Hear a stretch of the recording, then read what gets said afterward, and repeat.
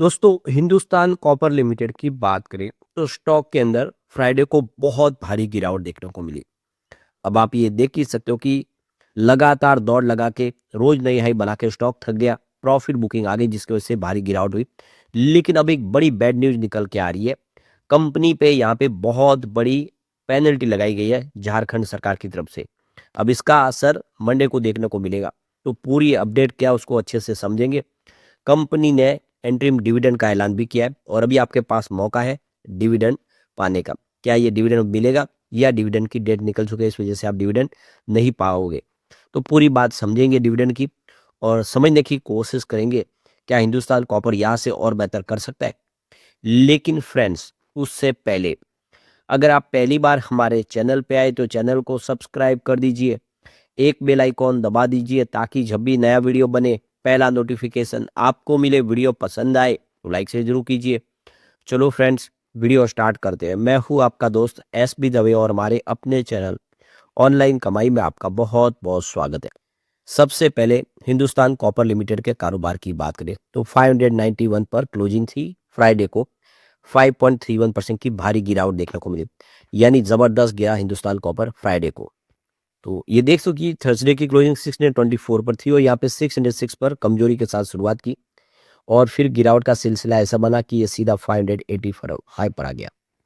तो आप देख ही सकते हो बहुत भारी गिरावट है, क्योंकि बाजार में भी जबरदस्त गिरावट थी। सेंसेक्स करीब 1000 पॉइंट गिरा और मेटल शेयर में भी धराशायी हुए, काफी ज्यादा गिरे मेटल शेयर, क्योंकि बहुत जबरदस्त तेजी बन चुकी थी। आप देख ही सकते हो इसका 183 52 वीक का लो है, लेकिन हाई 760 का है।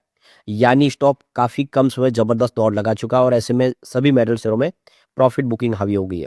तो इसी वजह से स्टॉक नीचे है। फिलहाल मार्केट कैप 57.06 थाउजेंड करोड़ का है। इसका पी रेशियो काफी आई है, 86.68 का पी रेशियो है और 0.23% का डिविडेंड पे आउट किया कंपनी ने। यहाँ पे इसकी परफॉर्मेंस देखें तो 3 मंथ का जो हाई है वो 760 का है और ये इसका 1 ईयर, 3 ईयर और 5 ईयर का हाई है। यानी एक फ्रेश हाई बना दिया और वहां से प्रॉफिट बुकिंग आई। अब 3 मंथ का लो इसका 308 का है, काफी अच्छी दौड़ लगाई।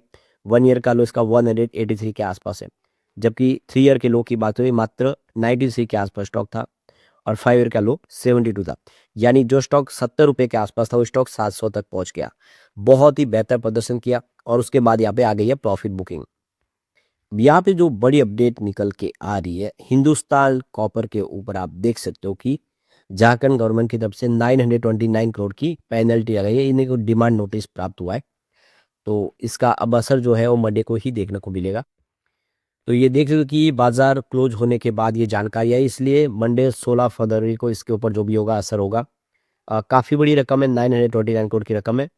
तो इनके ऊपर एलिगेशन लगा है कि इन्होंने बिना वैलिड परमिशन के और क्लियरेंस के इन्होंने खनन कर दिया है। जो उनको सौंपे की जिम्मेदारी उससे ज़्यादा इन्होंने खनन किया है।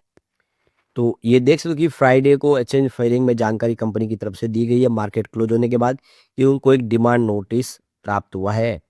तो यह जो इशू किया गया है office of district mining and DMO की तरफ से, दो ईस्ट सिंह भूम से जमशेदपुर से, under department of mines and geology government of Jharkhand. तो इस डिपार्टमेंट ने इनको नोटिस दिया है, डिमांड नोटिस।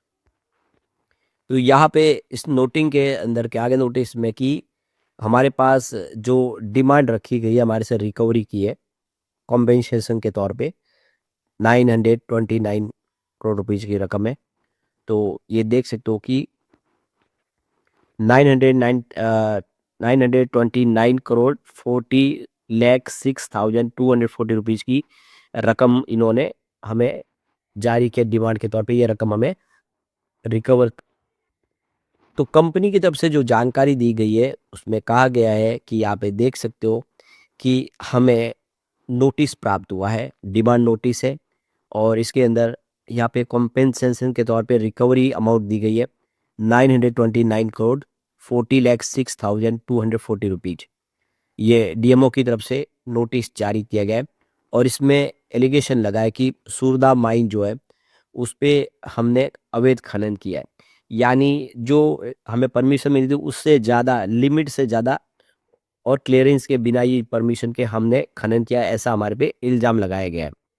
तो ये बहुत पुराना मामला है। आप देख सकते हो कि ये देखो कि नोटिस जो इनको 12 फरवरी को प्राप्त हुआ है, तो ये प्रोडक्शन जो हुआ था आप देखिए वो ईयर 2001 और 2 का है, यानी लगभग 26 साल पुराना मामला है और 2001 से लेके ये 2016-17 तक, यानी आप समझ सकते हो कि 15-16 साल का ये पूरा जो फाइनेंशियल ईयर है, उस मामले को लेकर अब यहाँ पे नोटिस जारी किया गया है। ये माइंस और मिनरल्स डिपार्टमेंट की तरफ से एक्ट 1957 के तौर पे आप देख सकते हो कि यहाँ पे जो इससे पहले जो एक कॉमन कॉज जजमेंट जो आया था सुप्रीम कोर्ट की तरफ से, उसी को लेकर ये नोटिस प्राप्त किया गया, हमने दिया है। तो कंपनी ने इस जो एलिगेशन लगाया है उसको मानने से इनकार किया है और कहा है कि हमें ये मंजूर नहीं है और हम लीगल एक्शन लेंगे, जो भी हमारे अधिकार है उसका हम अधिकार का इस्तेमाल करेंगे। हम जो दूसरी अथॉरिटीज है वहाँ पे जाएंगे और अपने पक्ष को रखेंगे। तो उनका कहना है कि यहाँ पे जो फाइनेंशियल ऑपरेशन पे जो कुछ लिमिटेड इम्पैक्ट देखने को मिलेगा, फाइनल ऑर्डर के हिसाब से देखें तो हिंदुस्तान कॉपर का कहना है कि हम आगे कार्रवाई करेंगे। दूसरी तरफ देखें तो कंपनी ने अपने शेयर होल्डर को डिविडेंड देने का ऐलान कर दिया है। तो कंपनी की बोर्ड की जो मीटिंग होती है उसमें इंटरिम डिविडेंड के ऊपर फैसला हुआ है, जिसमें 1 रुपीज पर शेयर के हिसाब से डिविडेंड दिया जाएगा, यानी 20% डिविडेंड देगी अपने शेयर होल्डर को, जिसकी फेस वैल्यू 5 रुपीज़ की है। तो फाइनेंशियल 2025-26 के लिए कंपनी ने डिविडेंड का ऐलान किया है। तो ये इसकी जो फिक्स डेट की गई थी, रिकॉर्ड डेट आप देखें होगी 13 फरवरी 2026। इसका मतलब यह है कि रिकॉर्ड डेट अब निकल चुकी है।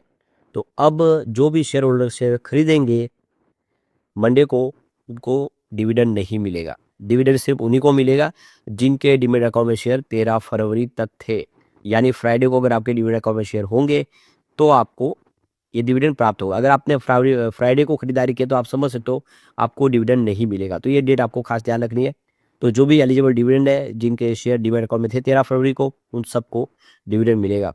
तो ये देखिए इन्होंने डेट दे दी है 6 मार्च 2026 के पहले पहले आपके बैंक अकाउंट में आपका जो भी डिविडेंड का अमाउंट है वो आ जाएगा। अभी आप देख सकते हो कि जनवरी महीने में म्यूचुअल फंड ने भी जम के खरीदारी की है। इसमें आप देखिए 2026 जनवरी के अंदर 44 म्यूचुअल फंड ने हिंदुस्तान कॉपर में फ्रेश एंट्री कर ली है, उनका निवेश यहाँ पे बढ़ चुका है, ये आप क्लियरली देख सकते हो। और 16 म्यूचुअल फंड ऐसे भी है जिन्होंने यहाँ पे एग्जिट लिया है। तो 16 म्यूचुअल फंड यहाँ पे भी क्वालिफाई करके निकले, लेकिन 44 म्यूचुअल फंड ने खरीदारी की है। पलड़ा जो भारी है वो खरीदारों का है, मतलब यहाँ पे खरीदारी शुरू हो चुकी है, क्योंकि आने वाले समय मेटल सेक्टर में और तेजी की संभावना दिखाई देगा। कॉपर काफ़ी अच्छा करता हुआ दिखाई देगा। आपको पता ही होगा कि हर इंडस्ट्री के लिए कॉपर की खास डिमांड। इस बार के रिजल्ट की बात करें क्वार्टर 3 की, तो यहाँ पे कंपनी का जो प्रॉफिट है उसमें आप देखो कि दुगना से ज़्यादा बढ़ा है। यानी आप देख सकते हो कि पिछले एक साल पहले 63 करोड़ का जो प्रॉफिट था वो बढ़ के सीधा 156 करोड़ तक पहुंचा है। बहुत ही बेहतर प्रदर्शन किया कंपनी ने। इस दौरान कंपनी का रिवेन्यू भी दुगना हो गया है। ये आप देखो कि दुगुना रिवेन्यू यानी 327 करोड़ तक पहुंच गया, तो पिछले एक साल पहले मात्र 327 करोड़ के आसपास था, जो बढ़ के 687 करोड़ तक पहुंच गया। तो रिवेन्यू भी दुगना हो गया, प्रॉफिट भी दुगना हो गया। और यहाँ पे कंपनी की ऑपरेटिंग प्रॉफिट यानी एबिटडा भी देखे तो 100 रुपीज़ से यहाँ पे 100% बढ़ते हुए सीधा 244 करोड़ रुपये तक पहुँच गया है। यानी एबिटडा में भी बहुत बड़ा जंप है। और ऑपरेटिंग प्रॉफिट मार्जिन भी देखें तो यहाँ पे 200 बेसिस पॉइंट के उछल के साथ 35.6% पर पहुँच गया है। यानी कंपनी ने वाकई में कमाल कर दिया, इस बार बहुत ही बेहतर रिजल्ट दिया है और साथ में अच्छा डिविडेंड भी दिया है।